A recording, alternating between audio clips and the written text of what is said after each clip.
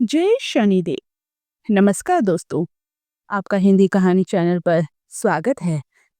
चलिए शुरू करते हैं शनिवार व्रत कथा।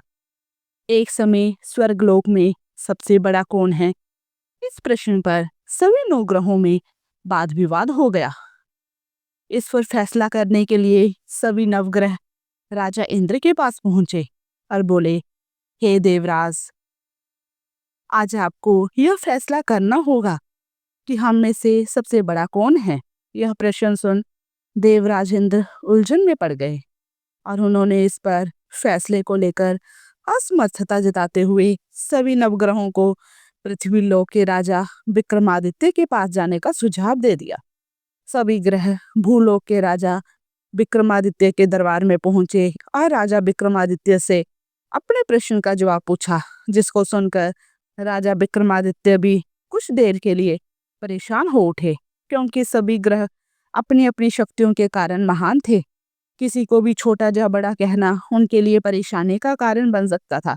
तभी अचानक राजा विक्रमादित्य को एक उपाय सूझा। उन्होंने अलग अलग धातुओं जैसे सोना, चांदी, कांसा, तांबा, शीशा, रांगा, जस्ता, अभ्रक और लोहे के 9 आसन बनवाए।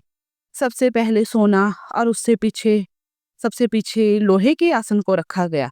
राजा ने सभी देवताओं को अपने अपने आसन पर बैठने को कहा।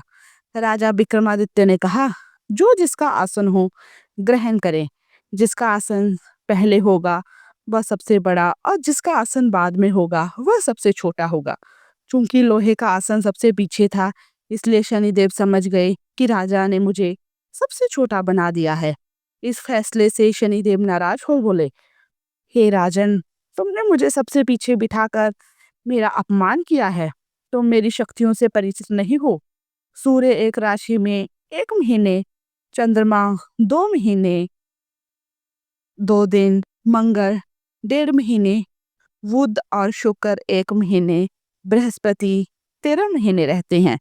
लेकिन मैं किसी भी राशि पर 2.5 वर्ष से लेके 7.5 वर्ष तक रहता हूँ।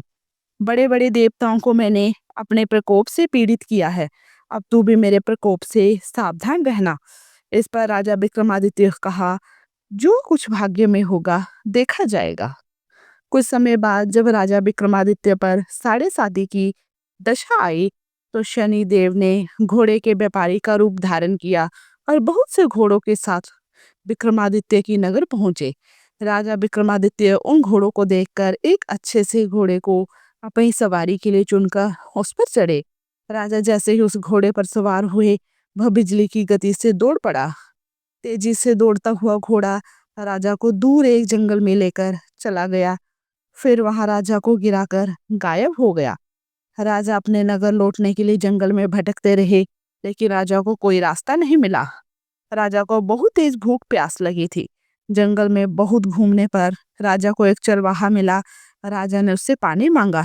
पानी पीकर राजा ने उस चरवाहे को अपनी अंगूठी दे दी और उससे रास्ता पूछकर जंगल से निकलकर पास के नगर में चल दिए। नगर पहुंचकर राजा एक सेठ की दुकान पर बैठ गए। राजा की कुछ देर दुकान पर बैठने से सेठ की बहुत बिक्री हुई। सेठ ने राजा को भाग्यवान समझा और उसे अपने घर भोजन पर ले गया। सेठ के घर में सोने का एक हार खूंटी पर लटका हुआ था। राजा को उस कमरे में छोड़कर सेठ कुछ देर के लिए बाहर चला गया। तभी राजा के देखते देखते खूंटी सोने के उस हार को निगल गई। सेठ ने जब हार गायब देखा तो उसने चोरी का संदेह राजा पर किया और अपने नौकरों से कहा कि इस परदेसी को रस्सियों से बांधकर नगर के राजा के पास ले चलो। राजा ने विक्रमादित्य से हार के बारे में पूछा तो उन्होंने बताया कि खूंटे ने हार को निगल लिया। इस पर राजा क्रोधित हुए और उन्होंने चोरी करने के अपराध में विक्रमादित्य के हाथ पांव काटने का आदेश दे दिया। सैनिकों ने राजा विक्रमादित्य के हाथ पांव काटकर उन्हें सड़क पर छोड़ दिया। कुछ दिन बाद एक तेली उन्हें उठाकर अपने घर ले गया और उसे कोल्हू पर बिठा दिया। राजा आवाज देकर बैलों को हाँकता रहता। इस तरह के तेली का बैल चलता रहा और राजा को भोजन मिलता रहा।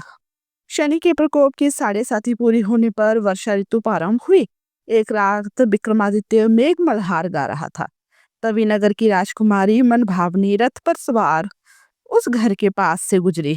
उन्हें मल्हार सुनी तो उसे बहुत अच्छा लगा, जिसके बाद राजकुमारी ने दासी को भेजकर गाने वाले को बुला लाने को कहा।